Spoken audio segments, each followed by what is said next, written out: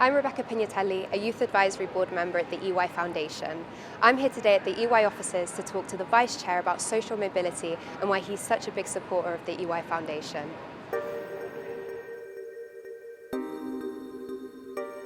Thanks again for chatting with me today, Steve. Can you tell us a bit more about what the EY Foundation is? Yeah, sure. The Foundation's an independent charity, independent from EY. Its purpose is to help young people from low-income backgrounds and really to do two things. The first one is paid work experience. The second is develop employability skills. And I think all the young people get some really good career advice as they go through that as well. And what's your role in the EY Foundation? Well, there's a long legal explanation, but I think it's pretty easy. I'm the number one advocate within EY.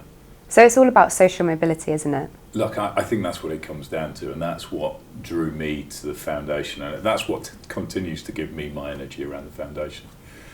I grew up in a working class environment, very happy upbringing. I was around kids who were from low income backgrounds and more challenged backgrounds. I think the thing that I always saw for me and my friends is there was opportunity. If you wanted opportunity, there was opportunity that you could take. Sadly, for a number of reasons, I don't think that is universally true anymore in the country. And therefore, the role that the foundation plays is absolutely vital.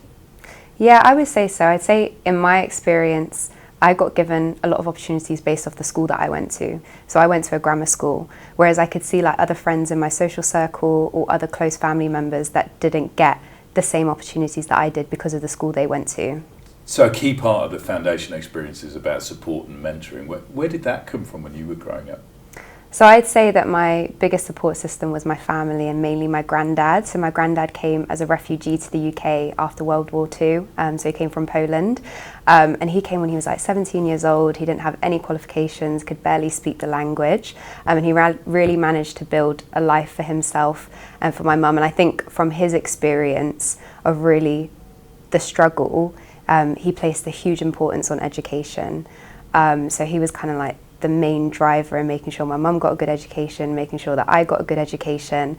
And whenever I guess I was struggling, like at school or in other like life experiences, I'd always turn to him and he always gave me the best advice.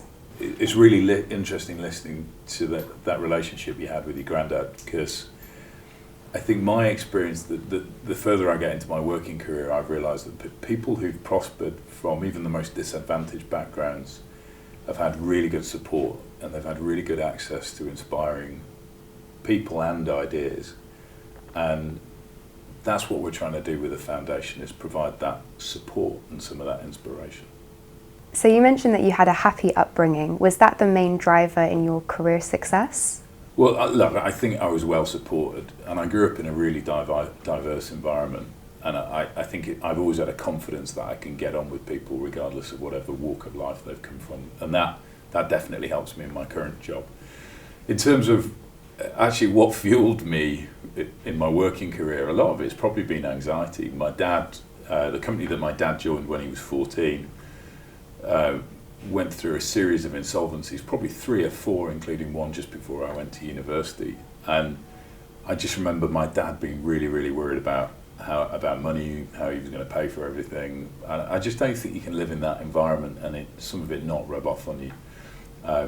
You know, many people talk about imposter syndrome or anxiety, and I think some of those, I think I got some of that, the desire to get on, desire to create security. Those things are the things that I definitely took from my upbringing. So if people want to help, what's the best way for them to get involved with the EY Foundation? Well, you can volunteer, you can help by fundraising, but this isn't all about EY, so if you're an employer, please do get in contact. We work with hundreds of employers across the country every year to deliver the types of experiences that we've talked about.